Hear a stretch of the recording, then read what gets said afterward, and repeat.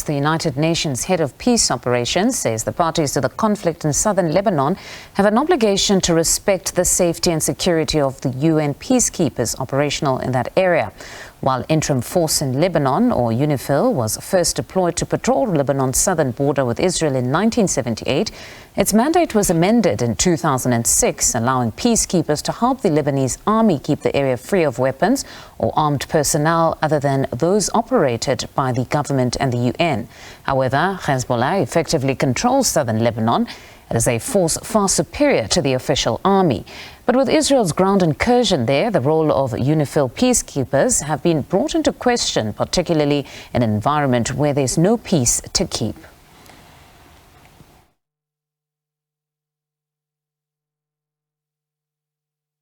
The safety and security of our peacekeepers is a paramount priority. A number of measures have been taken in the last months, weeks and days to strengthen the peacekeepers' protection. But safety and security of the peacekeepers is a shared responsibility. The parties have an obligation to respect the safety and security of peacekeepers, and I want to insist on that, and you've heard the message of the Secretary General yesterday when he spoke at the Council.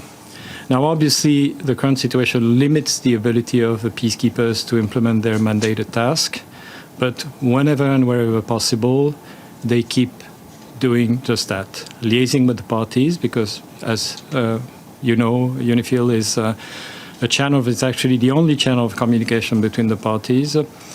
The peacekeepers are also working with partners to do whatever they can to protect the population. They have granted temporary shelter to affected population in a recent week. They support the delivery of humanitarian assistance, again, together with partners, including the Lebanese armed forces, safe movement of civilians. In other words, they continue to do their best in these very, very challenging conditions.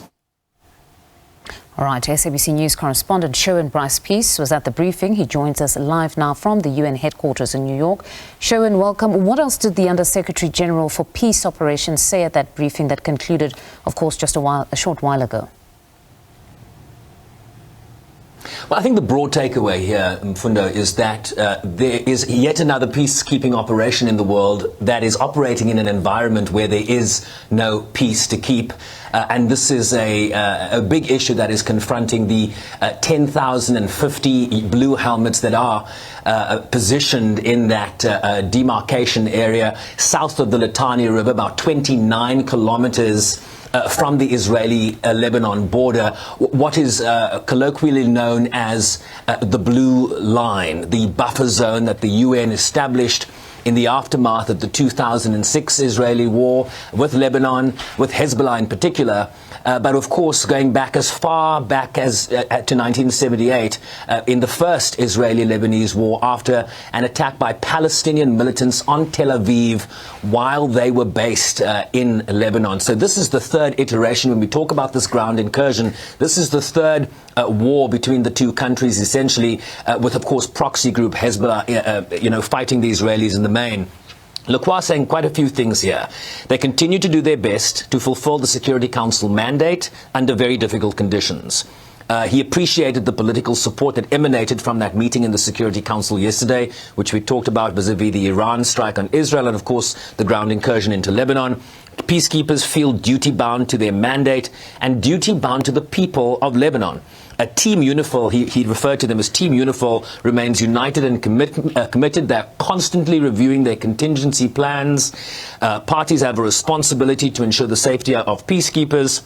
But of course, the current hostilities curtails their ability to fulfill their mandate. They are now focused on the humanitarian situation that continues to evolve. We are told now that there are 9,000 wounded, some 1,900 people have lost their lives in southern Lebanon. Over 1 million people are displaced. And of course, as the Secretary General and other UN officials have emphasized, Mfundo, they are very concerned that Lebanon could now devolve into a situation similar to what is going on in Gaza. Of course, the scenarios are quite different.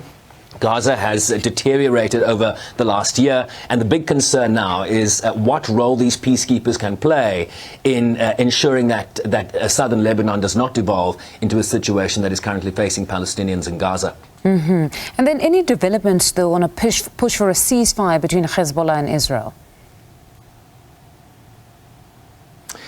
Well, no real developments in terms of progress in that regard. As you well recall, last week the US and France put forward a proposal for a temporary 21-day ceasefire, but then of course Israel announced that its ground incursion was about to commence.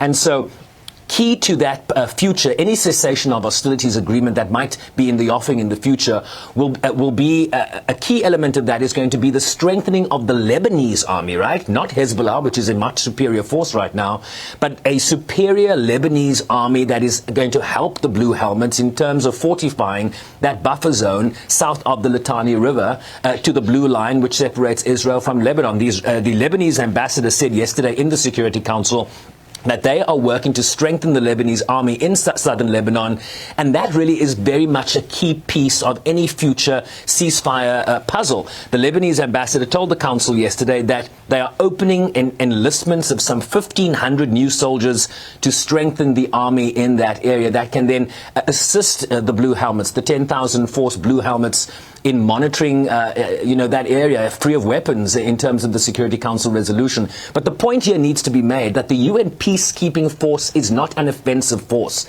It is a peacekeeping outfit. It's not like the Force Intervention Brigade as part of MONUSCO in the DRC. They are there to monitor the ceasefire. They are there to implement the prescripts of the Security Council resolution.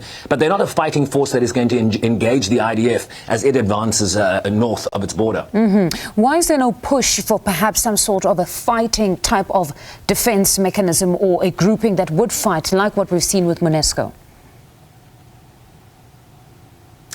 Well, I think that is the responsibility of the Lebanese state here, right? And so part of that resolution is that you need to equip the Lebanese army, work to strengthen the Lebanese army in terms of it fulfilling its mandate, in terms of its role in that demarcation role. It is a dual role for the UNIFIL peacekeepers and the Lebanese army to ensure that that area is free of weapons, free of military assets, unless they belong to the Blue Helmets or to the Lebanese army. So essentially, Hezbollah is not allowed to operate in that area. Of course, there are very grey lines around whether that has happened, leading up to this conflict. Lebanon, of course, Hezbollah, of course, has been firing rockets at southern Israel. Where are they firing those rockets from? You have seen the Israelis move north now of the demarcation line, the Litani River, telling some 70 villages and towns that they need to evacuate. And so where is the Lebanese army in terms of countering the IDF force here? The IDF force, of course, is far superior to Lebanon. And so a ceasefire agreement here is going to be absolutely critical.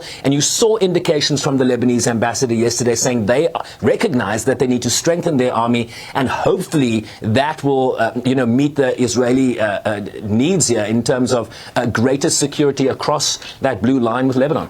But as you say, the IDF at this point is far too superior. Thank you very much, Sherwin, for that reportage. That was SABC News correspondent Sherwin Bryce-Pease.